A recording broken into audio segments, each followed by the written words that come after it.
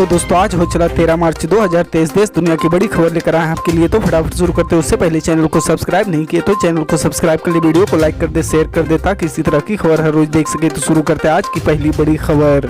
आपको बता दें दोस्तों, इनेलो नेता अभय सिंह चौटाला ने करनाल में खराब हुए 30,000 क्विंटल गेहूं को लेकर प्रदेश सरकार पर कटाक्ष किया। उन्होंने कहा कि सरकारी अधिकारी घोड़े जैसे और घोड़े पर जब तक खुफिया लगाम नहीं लगाया जाएगा तब तक इसी तरह से होता रहेगा। इनेलो नेता ने कहा कि गेहूं खराब होने के पीछे जिम्मेदार लोगों के खिलाफ सख्त से सख्त कार्रवाई की जानी चाहिए, क्योंकि धान घोटाले जैसे यह भी एक अनाज घोटाला और मुनाफा कमाने के लिए ऐसा किया गया। उन्होंने कहा कि इनेलो की सरकार में कभी ऐसा नहीं होता था, लेकिन यहाँ अधिकारी बेलगाम हैं। वहीं फरीदाबाद में खिलाड़ियों को कीड़े वाले चावल देने वाले मामले पर उन्होंने कहा कि हरियाणा सरकार के मंत्रियों के द्वारा खेद प्रकट करने से कोई फायदा नहीं है। जिन अधिकारियों की वजह से यह हुआ है उन पर सख्त से सख्त कार्रवाई हो ताकि वह आगे इस तरह की कोई हरकत ना करें। सच हर कदम आपके साथ।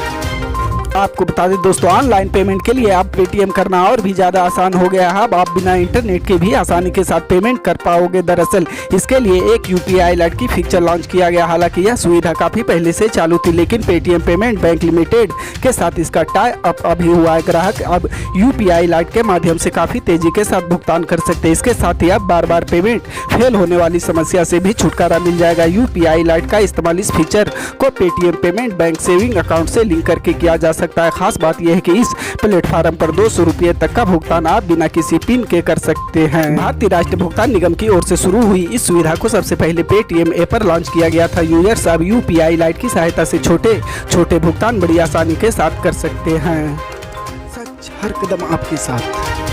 आपको बता दें दोस्तों, राष्ट्रपति द्रौपदी मुर्मू ने रविवार को कहा कि उम्मीद है कि मीडिया अपने विज्ञापनों, समाचारों और कार्यक्रमों में महिलाओं को गरिमा और सुरक्षा के प्रति पूरी संवेदनशीलता रखे। ऑल वुमेन बाइक रैली को हरी झंडी दिखाते हुए एक वीडियो संदेश में राष्ट्रपति ने कहा कि संविधान के अनुसार भारत के प्रत्येक नागरिक का यह कर्तव्य है कि वह ऐसी प्रथाओं को छोड़ दे जो महिलाओं की गरिमा के खिलाफ है। मुर्मू ने कहा कि इस मौलिक कर्तव्य को निभाने के लिए यह आवश्यक है कि प्रत्येक नागरिक की सोच महिलाओं के प्रति सम्मानजनक होनी चाहिए। महिलाओं के प्रति सम्मानजनक आचरण की नींव परिवार में ही रखी जा सकती है। राष्ट्रपति ने कहा कि माताओं और बहनों को अपने बेटों और भाइयों में महिलाओं को सम्मान देने के मूल्य को विकसित करनी चाहिए। उन्होंने शिक्षकों को छात्रों के बीच महिलाओं के प्रति सम्मान और संवेदनशीलता की संस्कृति को मजबूत करने के लिए भी कहा है। सच हर कदम आपके साथ।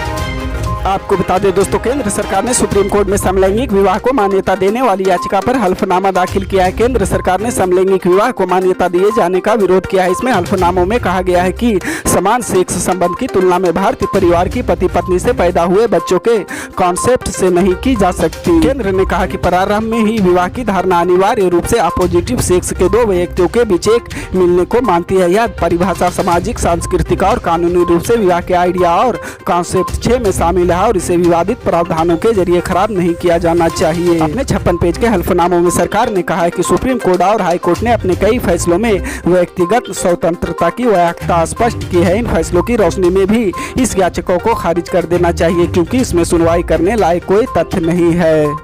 सच हर कदम आपके साथ।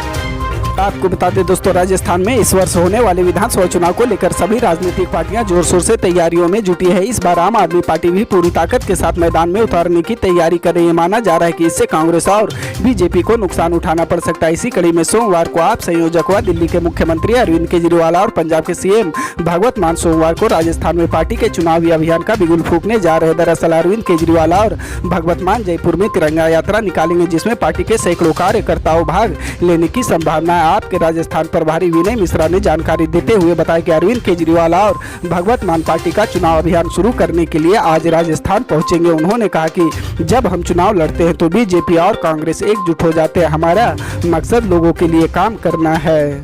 सच हर कदम आपके साथ। आपको बता दें दोस्तों, दिल्ली स्थित जवाहरलाल नेहरू विश्वविद्यालय भारतीय राष्ट्रीय छात्र संघ को नया प्रमुख मिल गया है। कांग्रेस अध्यक्ष ने अजय लहोत्रा को जम्मू कश्मीर का एनएसयूआई अध्यक्ष और सुधांशु शेखर को जेएनयू का एनएसयूआई अध्यक्ष बनाने के प्रस्ताव को तत्काल प्रभाव से मंजूरी दे दी है। उधर राष्ट्रपति द्रौपदी मुर्मू शुक्रवार को दिल्ली स्थित जेएनयू के 6वें दीक्षांत समारोह में शामिल हुई थी। दीक्षांत समारोह में केंद्रीय शिक्षा मंत्री धर्मेंद्र प्रधान, भारत सरकार के प्रधान वैज्ञानिक सलाहकार AK सूद, जेएनयू के चांसलर विजय कुमार सारस्वत और जेएनयू की कुलपति प्रोफेसर शांतिश्री धुलुपुड़ी पंडित भी प्रमुख तौर पर मौजूद थी।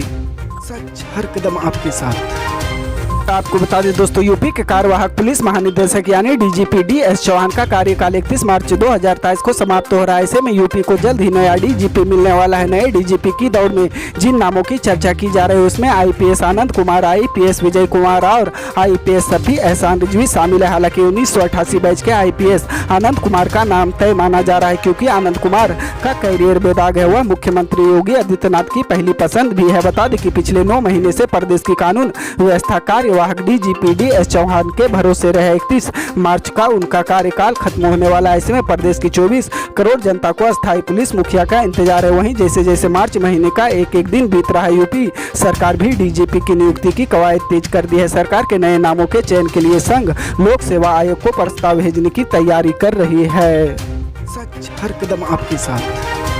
आपको बता दें दोस्तों, केंद्रीय गृह मंत्री अमित शाह ने रविवार को कहा कि आतंकवाद पर प्रधानमंत्री नरेंद्र मोदी के नेतृत्व वाली केंद्र सरकार की जीरो टॉलरेंस नीति आने वाले समय में भी जारी रहेगी। देश के किसी भी हिस्से में अलगाववाद, आतंकवाद और राष्ट्र विरोधी गतिविधियों को कतई बर्दाश्त नहीं किया जाएगा और सख्ती से निपटा जाएगा। वे केंद्रीय औद्योगिक सुरक्षा बल के 54वें स्थापना दिवस समारोह में संबोधित कर रहे थे। केंद्रीय गृह मंत्री ने आतंकवाद के खिलाफ लड़ाई में केंद्रीय सशस्त्र पुलिस बल और राज्य पुलिस की भूमिका पर जोर दिया। उन्होंने कहा कि राज्य सरकार ने पिछले 9 वर्ष में आंतरिक सुरक्षा की चुनौतियों का सफलतापूर्वक सामना किया है। कश्मीर में हिंसा काफी कम हुई है, जबकि पूर्वोत्तर में वामपंथी चरमपंथी प्रभावित इलाकों में उग्रवादी भी कम हुआ है। सच हर कदम आपके साथ। इसी तरह की पल पल की अपडेट जानने के लिए जुड़े रहे हमारे स्टार न्यूज के साथ। मिलते हैं अगली बड़ी खबर में, तब तक के लिए जय हिंद।